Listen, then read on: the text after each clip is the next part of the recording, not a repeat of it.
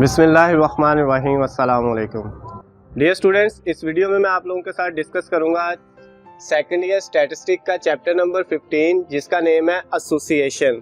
इस वीडियो में सिर्फ बेटा इस चैप्टर के बारे में शॉर्ट सा इंट्रोडक्शन होगा। एसोसिएशन कहते किसको है, एसोसिएशन कितनी किस्म की होती है और इसके लिए हमें कौन कौन से फार्मूला को याद रखना पड़ेगा। इस लेक्चर में मैं आप लोगों के साथ सिर्फ इतनी चीज़ें डिस्कस करूंगा। नेक्स्ट लेक्चर में बेटा इसके जो है हम क्वेश्चन स्टार्ट करेंगे। तो अभी स्टार्ट करते हैं। एसोसिएशन क्या है? एसोसिएशन बेटा कहते हैं रिलेशनशिप को। एसोसिएशन का एक और नाम होता है रिलेशनशिप। रिलेशनशिप बेटा यानी कि तल्लक। रिलेशनशिप किसको कहते हैं? तल्लक को। किन के दरमियान में तल्लक? एट्रीब्यूट्स के दरमियान में तल्लक। जब हम बेटा बात करते हैं ना कि दो एट्रीब्यूट के दरमियान में जो तल्लक होगा वो क्या कहलाएगा? एसोसिएशन। क्या डेफिनेशन इसकी करेंगे हम? इसकी डेफिनेशन बेटा मैं लिख देता हूं। द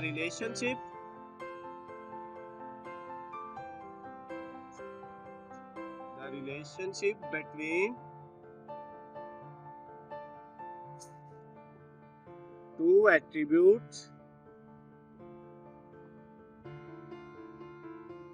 is called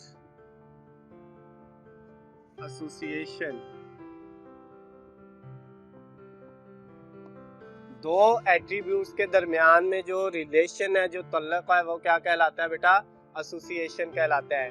अब ये जो एट्रीब्यूट्स के दरमियान में रिलेशनशिप है, ये बात याद रखिएगा बेटा।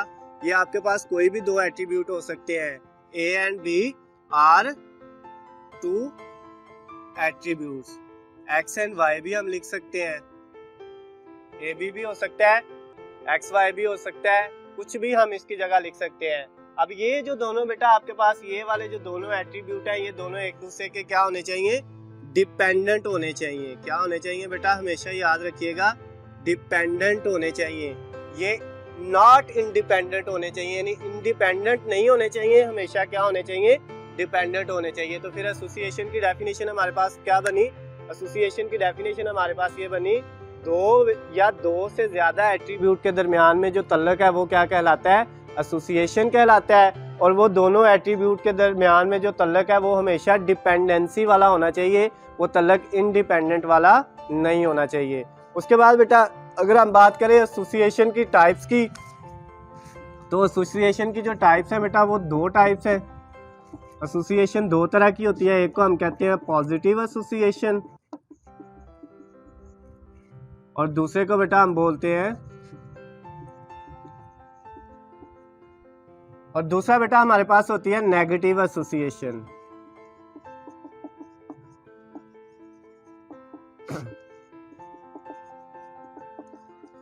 पॉजिटिव एसोसिएशन और नेगेटिव एसोसिएशन। पॉजिटिव एसोसिएशन की डेफिनेशन क्या है? पॉजिटिव एसोसिएशन किसको कहते हैं? नेगेटिव एसोसिएशन किसको कहते हैं? इन दोनों को बेटा डिस्कस करने से पहले एसोसिएशन का एक फार्मूला होता है, A B not equal to A into B over N. ये बेटा एसोसिएशन का फार्मूला है कि आपके पास ये जो आपने डेफिनेशन की है उसके बाद ये वाला इसका फार्मूला है। और अब हम इसकी बात करते हैं पॉजिटिव एसोसिएशन क्या होती है और नेगेटिव एसोसिएशन क्या होती है। अगर बेटा हम नेगेटिव एसोसिएशन की डेफिनेशन करें तो हम क्या कहेंगे? The association is said to be positive if, यानी एसोसिएशन को हम कब पॉजिटिव कहेंगे? इफ, अगर क्या हो हमारे पास? A B is greater than A into B over n. यही फार्मूले में बेटा अगर यहाँ पे आपके पास क्या आ जाए? ग्रेटर देन आ जाए, तो ये कौन सी एसोसिएशन है? ये हमारे पास पॉजिटिव एसोसिएशन है बेटा। ये पॉजिटिव की डेफिनेशन है। अब हम नेगेटिव की डेफिनेशन करते हैं। उसमें बेटा क्या होना है? The association is said to be, यहाँ पे पॉजिटिव की जगह क्या लगा देंगे? नेगेटिव।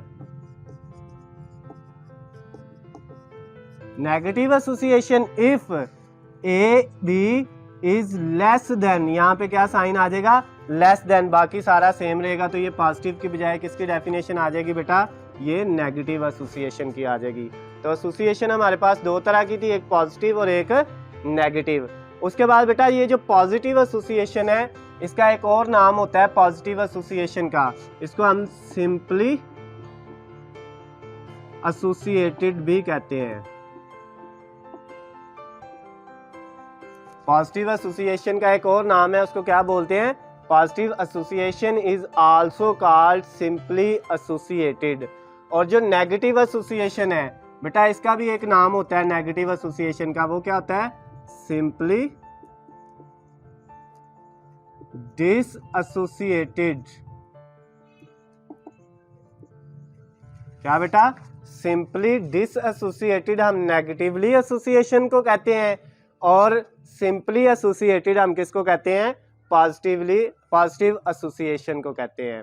तो ये बेटा हमारे पास था एसोसिएशन। उसके बाद बेटा इसका एक टेबल है जो आपने याद करना है, वो भी मैं आप लोगों के साथ डिस्कस कर देता हूँ। बेटा आपने जो है 5 लाइनें लगा लेनी है वर्टिकल,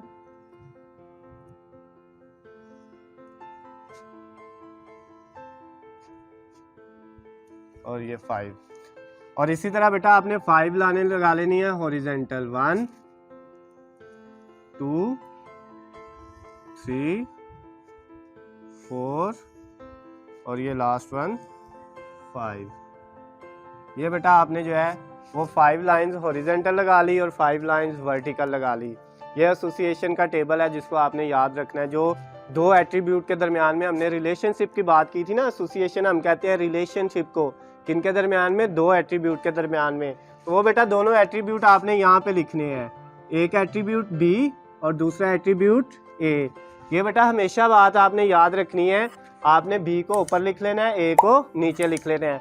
हाँ, अगर आप ए को ऊपर लिख लेते हैं और बी को नीचे लिख लेते हैं, इससे भी आपके क्वेश्चन के ऊपर कोई फर्क नहीं पड़ेगा। लेकिन अगर आप बुक को जो है वो फॉलो करेंगे तो उसमें बी ऊपर है और ए नीचे है। अगर आप ए को ऊपर लेके बी को नीचे लिख के क्वेश्चन को सॉल्व करेंगे फिर भी आपका आंसर क्या आएगा, सेम आएगा। तो आपकी मर्जी है, लेकिन हम जो है वो किसको फॉलो करेंगे, बी ओवर ए वाले मेथड को। तो उसके बाद बेटा ये बी है तो इसका मतलब यहाँ पे फिर आएगा बी और बीटा। ऊपर बी है तो ऊपर वाली वैल्यू बी और बीटा, नीचे ए है तो नीचे वाली वैल्यू ए और अल्फा। इधर भी बेटा टोटल आएगा। ये टेबल बनाने का बेटा आपको तरीका सिखा रहा हूँ, आपने क्वेश्चंस में इसी तरह टेबल बनाना है।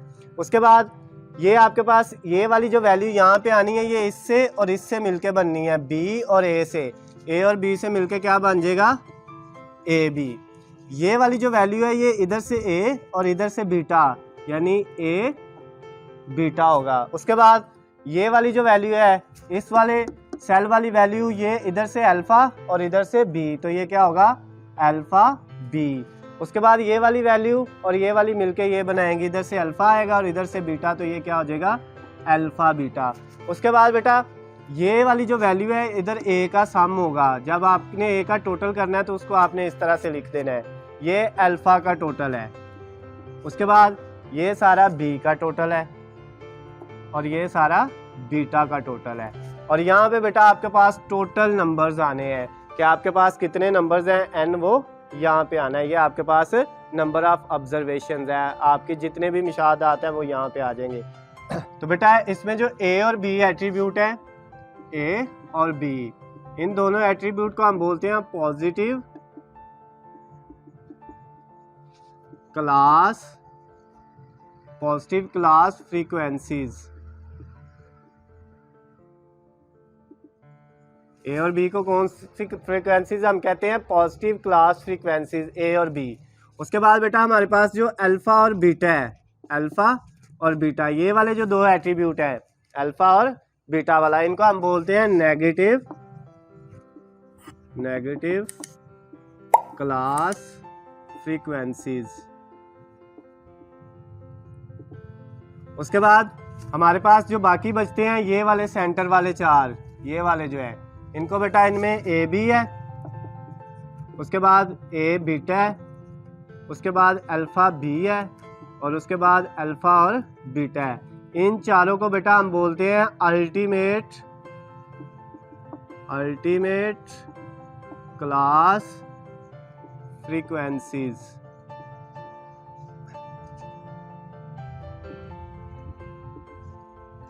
ये बेटा हमारे पास जो है ये, और n जो है लास्ट वाला, इसको हम बोलते हैं total number of observations. Total number of observation. ये बेटा हमारे पास टेबल है जिसके ज़रिए हमने जो है अपनी एक्सरसाइज को स्टार्ट करना है। 15.1 वाली जो इसकी फर्स्ट वाली एक्सरसाइज है एसोसिएशन वाले चैप्टर की। तो इस वीडियो में यही था। एसोसिएशन क्या है? एसोसिएशन हमारे पास ये होता है दो एट्रीब्यूट्स के दरमियान में जो रिलेशनशिप है, जो तल्लक है उन दो एट्रीब्यूट्स का आपस में, उसको हम एसोसिएशन कहते हैं।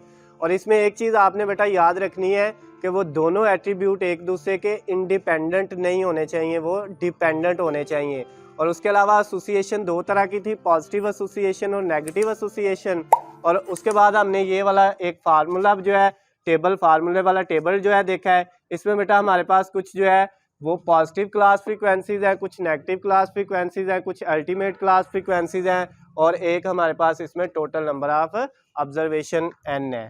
तो इस इंशाल्लाह नेक्स्ट वीडियो में बेटा मैं आपको जो है एक्सरसाइज 15.1 के क्वेश्चन स्टार्ट करवाऊंगा। अल्लाह हाफिज़।